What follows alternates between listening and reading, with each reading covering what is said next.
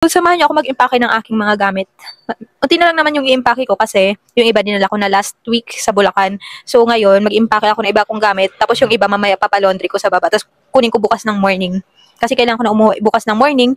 Kasi kinabukasan, mag-ayos ako ng gamit ko na dadalhin sa Mindanao.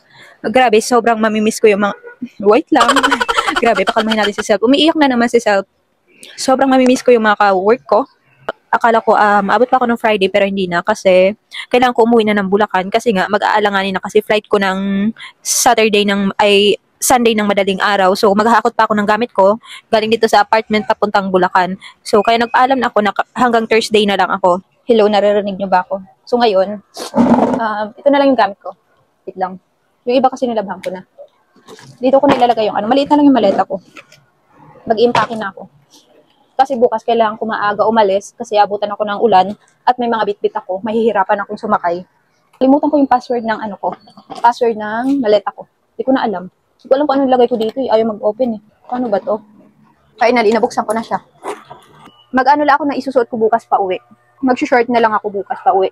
Iba pa akong damit dun sa laundry. Papalaundry ko mamaya. Kasi kailangan ko rin pa-laundry yung kumot ko at saka yung towel ko. Ito, dalawang ganito sa akin. Ito sa kaibigan ko.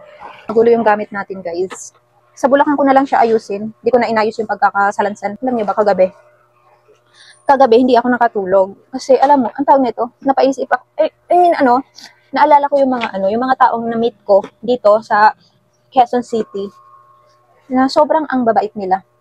Hindi ko alam kung paano ko sila, parang hindi sapat ata yung thank you. Hindi ko alam kung paano ko sila masusuklian. Pero, kahit na hindi ko sila masuklian, nakatatak na sila sa puso't isip. Puso't isip yan. Hindi ako makatulog. Hindi ako makatulog kagabi, kakaisip. Hala, sino yun? Sino iniisip mo, girl? Kakaisip sa mga taong mabubuti.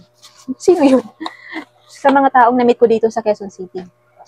Hindi ko alam kung paano mag-thank you sa kanila. Kasi, grabe talaga. Sobrang grabe. Grabe. Grabe pa sa grabe. Sobrang babait nila. Yun, guys. Kaso, paano to ngayon? Hindi magkasya yung damit ko. Hindi ko inayos kasi. Hindi ko alam paano siya pagkasyahin. Inuwi ko na kasi yung malaking maleta ko. Yung iniwan ko lang yung maliit. Akala ko kasya na sila lahat dito. Hindi pala. It's a prank.